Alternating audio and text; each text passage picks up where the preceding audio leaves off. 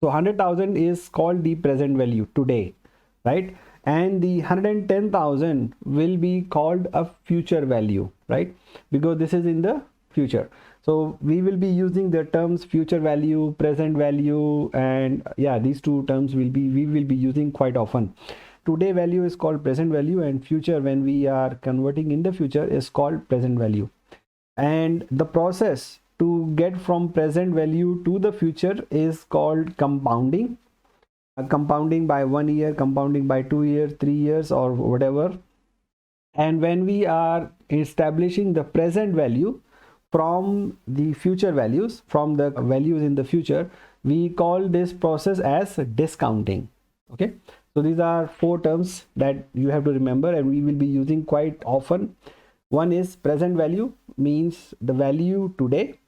The future value means the value in the future, which is like in this example on the screen is 105,000 or 110,000, right? And the process of getting from today to future is called compounding.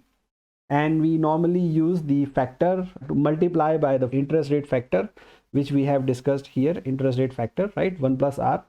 And when we are doing the discounting, i.e. when we are calculating the value from future to present, when we are calculating the present value, we normally say future value divided by the discount factor, right? So that is called discounting. And we will be using these four terms quite often, so it's important to understand them. Okay, so here in this example, here is the say that, okay, if there is the 110,000 is the opportunity cost of spending $100,000 today, because if you deposit in the bank, you get 110,000, right, at the end of year one. So if you have any investment, let's say you are going to get only 105,000, so you would not be making that investment, right? Because in the bank you would be getting 110,000. So the interest will become the time value of money for you. So it means if somebody else is investing money into some other place, which they are able to generate a higher income or a lower income, that becomes their time value of money. Okay, time value of money is different from the required rate of return or cost of capital, even though sometimes it's used interchangeably, but it's different things. Okay, and we will be learning that in the future. In this example, when we are considering the time value of money as 10%, so what we normally do is, because we cannot compare 105,000 and 100,000 today, right? So what we do is we bring down the future benefits of 105,000 at the time value of money to today, and that is called the present value. And then we will compare with our investment today. So value of benefit in today terms is higher than our cost, then we will make the investment. Otherwise we will not make the investment. So it's pretty simple. So present value is of the 5,000 is 4,545, right? And future value is $5,000. And we have already explained you the discounting process. So the discount rate is usually 1 plus r, and you know the factor 1 plus r is the factor, right? So whenever we want to calculate the present discount, we want to discount any value of future into present, we will divide by the interest factor. We will multiply by 1 divided by 1 plus r. In this example, assumed at 10%, right? We are calculating the present value, or we are doing the discounting. So to do the discounting, what we know is the future, right? The formula is present value multiplied by the interest rate factor equals future value. But you know now the future value already, right? So to calculate the present value, what you need to do is present value divide by the interest rate factor, which is 1 plus r, or 1.10. So this process is called discounting. So what we are doing is 105,000 divided by 1.1. At here 100,000 and 110,000, correct? So 110,000 divided by 10% would become 100,000, right? And because we compounded at the same rate. But when we evaluated the other investment option that we had, 105,000, so what we did is, since we cannot compare 100,000 and 105,000, right? Because it's 100,000 today, but it's gonna give us 105,000 tomorrow in the future. So one way to evaluate is we see what is the today investment in what is the today's investment, how much we would get after 1 year if we put into the bank. So that becomes 110,000, and then we can compare after 1 year where we have more benefit and we choose that, right? But and the other way is to calculate the value of future into today terms, right? So if the interest rate is 10%, then we say okay, 105 divided by 1.1, which becomes 95,000 something, right? So what is the value of today of this 105,000? So that becomes 95,000, right? So the 95,000 is the today value, and our cost of investment is 100,000. We should not invest into this business because it's less than what we would get otherwise, right? That was the example. The value of cost or benefit computed in terms of cash today, so which is 5,000 minus 5,000, and the future value is the value of cash flow that is moved forward in a line, so which is normally a 5,000. Then the discount factor and rate, so it's the same thing that I have already explained.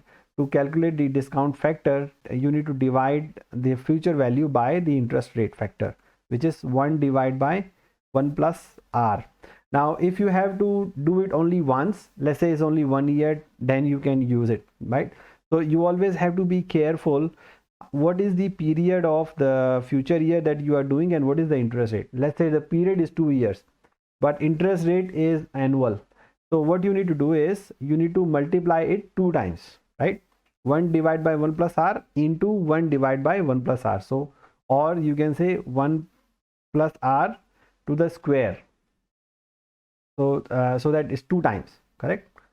So you have to be careful in that. And sometimes in the problems, there are interest rates are monthly, and we are saying okay, we are getting the money after 1 year, so you have to divide 12 times, right? So you have to be careful to make sure that the rate, interest rate which is mentioned here, or a time value of money, the tenure is the same as the future value. So if it's 2 times, divide by 2 times. If it's 3 years, divide by 3 times. If it's 4 years, divide by 4 times. And same way for compounding. If it's 1 year only, then you multiply by 1 time. If it's 2 years, multiply by 2 times. So like this, in this example, you have 2 years. So this is a construction of timeline. So in the kindergarten also we learn timeline, right? So what we are doing is we draw the timeline to say, okay, at the moment we have no cash. After year 1 we get $10,000. After year 2 we get another $10,000. So what is the present value today? If the value is 10% of this entire stream. So in this example, the one that you say is distinguishing the cash inflow and outflow. So normally on the timeline, outflows will normally be minus 10,000 and inflows will be always plus 6,000 and 6,000. So here in this example, you can see it's minus 10,000, 6,000 and 6,000, right? Minus is representing outflow. So if you are making any outflow, means you are making a new investment or you are losing money because of your operations, then you will denominate by minus.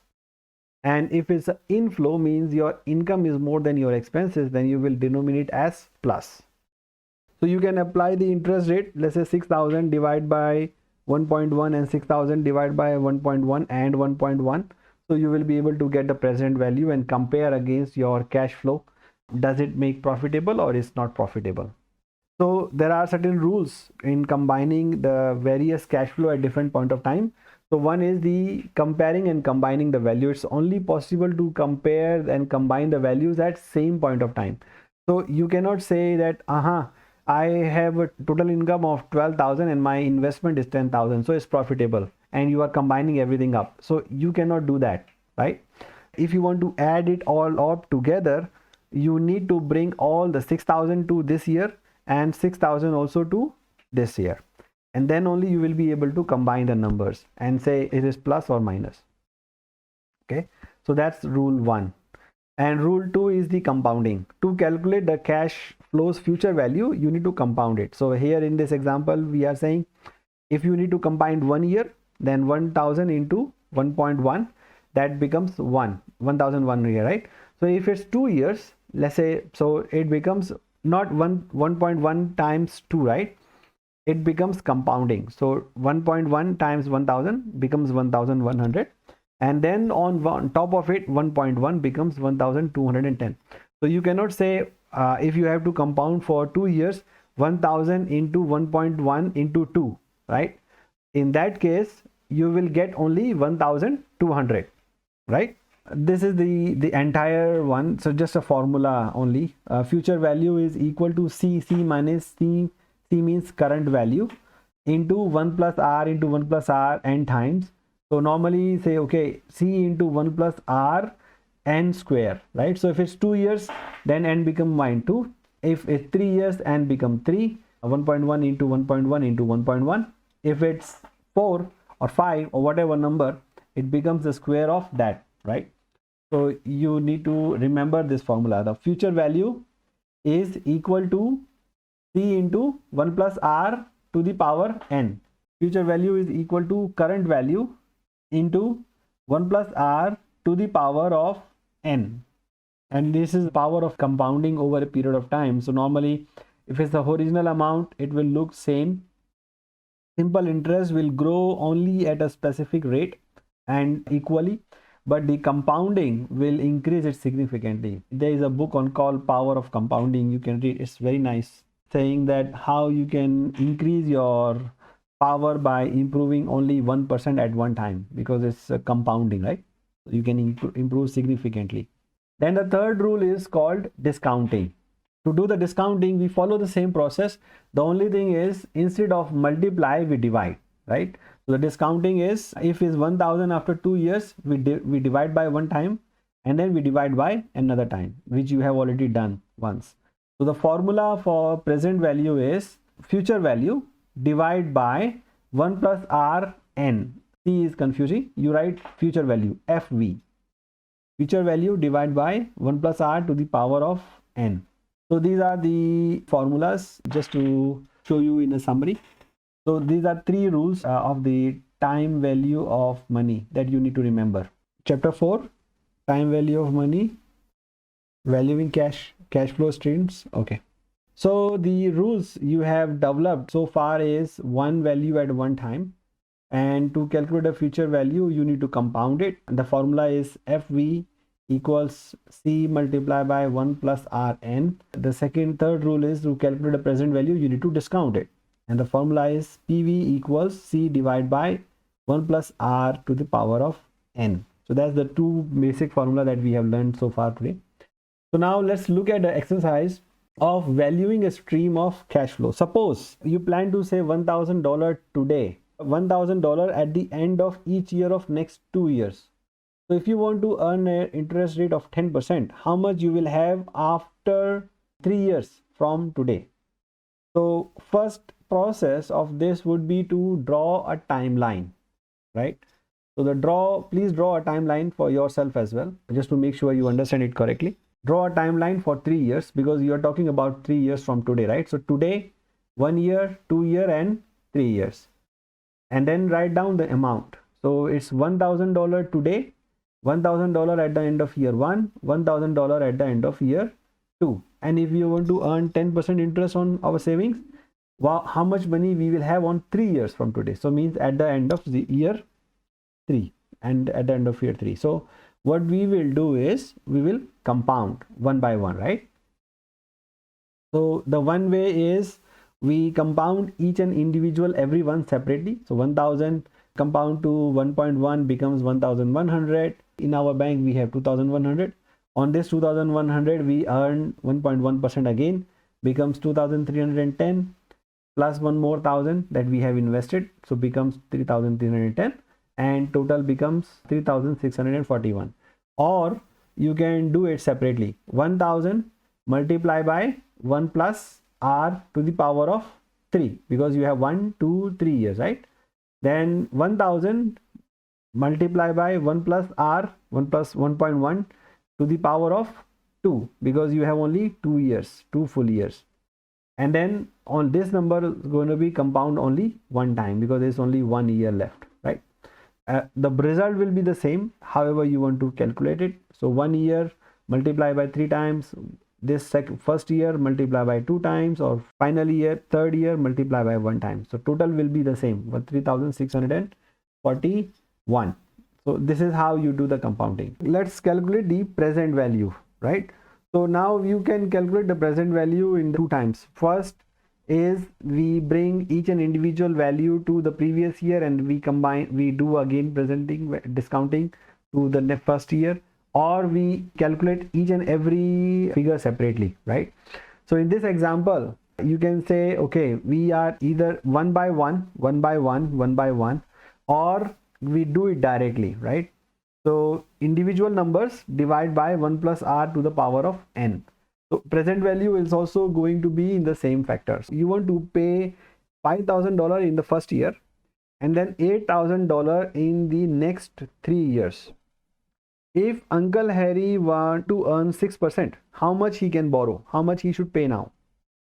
So what you should basically is the future value, right? At the end of year 1, he will return Uncle Harry 5,000, and at the end of second year, third year and fourth year, for the next 3 years, he will return $8,000 every year. So what is the present value today if the rate of interest is 6%? So first, same thing, draw timeline. 0 you don't know, right? 1 is 5,000, 2 is 8,000, 3 is 8,000, 4 is 8,000, and then you will do the present value of each and every number to the present value. So 5,000 divided by 1.06, and since it's first year already, you don't need to do anything, right? Then the second 8,000, you need to do 1.6 divide by 1.6 to the power of 2, means you need to divide by 2 times, right? And then the third and fourth also do the same. So you need to calculate the value. How much is the value? Present value cannot be more than the future value, right? So it's 24 plus 5, 29,000 only. So the total is 29,000 is future value. So present value has to be lower than the future value, correct? Because you are discounting. One shortcut is you just 8,000 divided by 1.6 and 1.6 more one more time, then it becomes 7119, right? So you write down 7119, divide by 1.06 again, it becomes 6716, and then divide one more time, it becomes 3636. Then you combine up all together. So that becomes 24,890. So you can see visually the value of every year is dropping by nearly 400, right? So the total value which Uncle Henry can give him maximum is 24,000. Now he is saying that, okay, if I deposit this amount into the bank, what would be my money after 4 years, right? So can you calculate now? If he get 24,890 and he deposited into bank, how much money he would get at the end of 4th year? So I can move on to the next topic, which is called perpetuity and annuity. So at the moment we have discussed two things, which is defined time, right? A 2 year, 3 year, 5 year, 10 years, something like that. But what if it's a perpetuity? Means until limited time, no limit. It happens, right? That you get a amount which is for your lifetime. How would you rate those? So are you going to do the 100 calculations, or you will have a shortcut? So for perpetuity, it normally is the stream of income which is occurring every time and for the entire life, right, until the end of the first period. So if you use the normal formula that we are calculating, you would have to calculate each and every one separately, but it's endless, so it's going to be very difficult, right? So the way to do is, the formula is to do calculate on perpetuity. If the problem say is on perpetuity, you will calculate C divided by R. Perpetuity means you are going to get a stream of income for unending time, means undefined times, right? At the moment we did for 3 years or for 6 months. But if let's say I tell you that Omar, I will give you $10 every year for the rest of your life, or for unlimited time, because you have invested in my company, I will give you $10 for the rest of the eternity. What is the value of this stream to you? How will you calculate? You can calculate one by one, right? 10 divided by 1, and then 10 divided by 1.1 into 2, then 3 and 4 and 5 and up to 50 years, 60 years, 70 years, 100 years, correct? So how long you will calculate, right? So the simple way to calculate this is we say, okay, C divided by R. That's the simple formula to calculate the present value of perpetuities. Before you understand this formula, I want you to do one more thing. If you have an Excel, or you can put it on your calculator also, try to calculate 100 divide by 1.1, do it 50 times and see what is the value. Or let's do it 30 times first. Let's see what is the value. 100 divided by 1.1, and then just press the divide button and press equal, and then press equal 100 times, maybe 20 times first. 100 divided by 1.1 and then press equal, and then press equal again. So it will keep on coming down. Every time you press, it will divide by 1.1. So that's a shortcut that you can use in your calculations in case you have to do it. Okay. But what I want you to do is to press 20 times and see what is the value. So now you can assume if you divide another 50 times, what would be the value? Maybe 0.0001 something, right? Now it's 0.8. The point I'm trying to make here is the more years, the longer you do this discounting, the higher number of years, the value will be drastically going down, right? Because you are similar to compounding when the value increases significantly. Over a period of time, maybe let's say over 50 years, as you have seen, the value has dropped to just 1, correct? And if you add all these values, it's not going to be a lot. The mathematicians have finalized, if you want to calculate more than 100, it's no point in keep on calculating. You just say C divided by R. The value will never be more than this. So the simple formula to calculate the present value of a single amount in perpetuity is C divided by R. So where are you going to use this formula, right? So when normally we ask you, okay, you have opened a business which is generating, let's say $100 a year, right? So how you are going to do the value of this business, because the business will continue to grow even after you, right?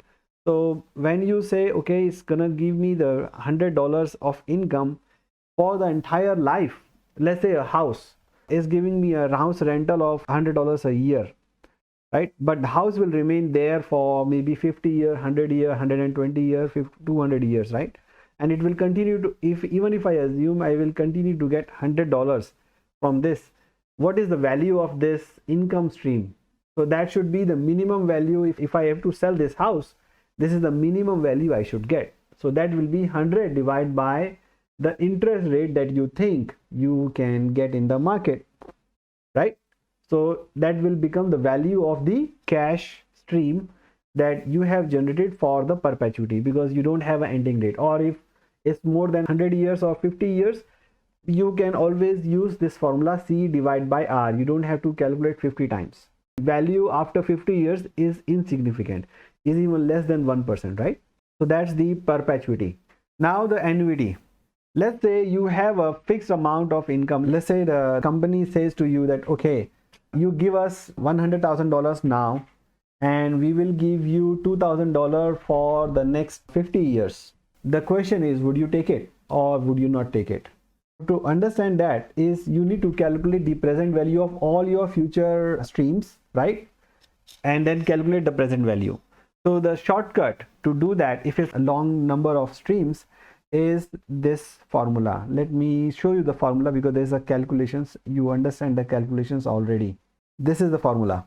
So you need to remember this formula. There is no logic in it.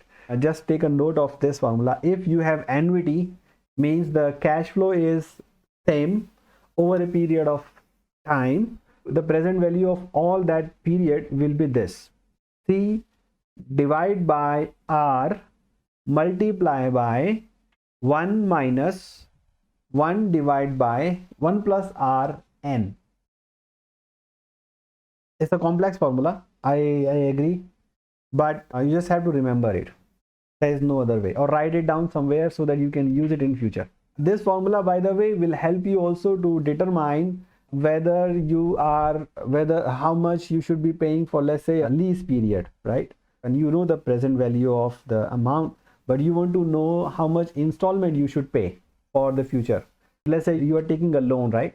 You are taking a loan of 100,000 today, and the bank asks you to repay in 20 equal installments. So how will you calculate? That's the annuity formula. So you know the present value 100,000 equals C, you don't know the amount equal, and then you just fill up get the value of 1 divided by R 1 minus 1 divided by 1 plus r to the power of n. So you are a lucky winner of $30 million lottery. Lucky, no? You can take your prize either as 30 payments of $1 million per year starting today, or 15 million today, paid today. If the rate of interest is 8%, which option you will choose? So you have two choices: 30 payments of $1 million in a year starting today, or $15 million paid today itself. What is the choice? So obviously you will calculate the annuity, right? Now you have an annuity of $1 million for 30 years, correct? So one way is to calculate one by one. 29 years, 1 million divided by 1.08, 8% interest, 1 minus 1 divided by 1.8 to the power of 30. So it becomes 11.16, this whole thing. So the value of 30 streams of $1 million today is only 11.11 million. So definitely you want to take $15 million, because the value of stream is only 12.16 millions. You can use the Excel as well. Excel has a formula for annuity, so it's easy to use. Here is the formula for annuity in Excel: PV, rate, NPER, PMT, FV. So that will become PV 0.8. So the present value formula, na? This is the present value formula. Now the next problem is, we did a formula for present value of fixed cash flow, right? But there can be a cash flow which is going to increase every year, because you can assume, right? Business, if you are in a business, you think your profit will remain same? No, right? You will say, okay, my profit is going to grow at maybe, let's say 3% or 5% or 6% or 10%, whatever number of years. So the value of my business should be much higher. So in that case, the formula for calculating the perpetuity is C divided by R, which is the original formula, minus G, right? So C divided by R minus G. So rate minus the growth rate. So the value of perpetuity will be increased by the higher growth rate. Higher the growth rate is, higher will be the value of the cash flow. So instead of multiplying the cash flow, we reduce the discounting rate itself, because it's also constant. So that is the another formula that you need to remember. It will be used in the future, so you will be understanding the application of this formula very soon. So if you want to calculate the present value of growing annuity, means it's growing, then the same thing will apply, R minus G. Annuity is not that much of use in our application. Perpetuity is the one which is we are going to use the most.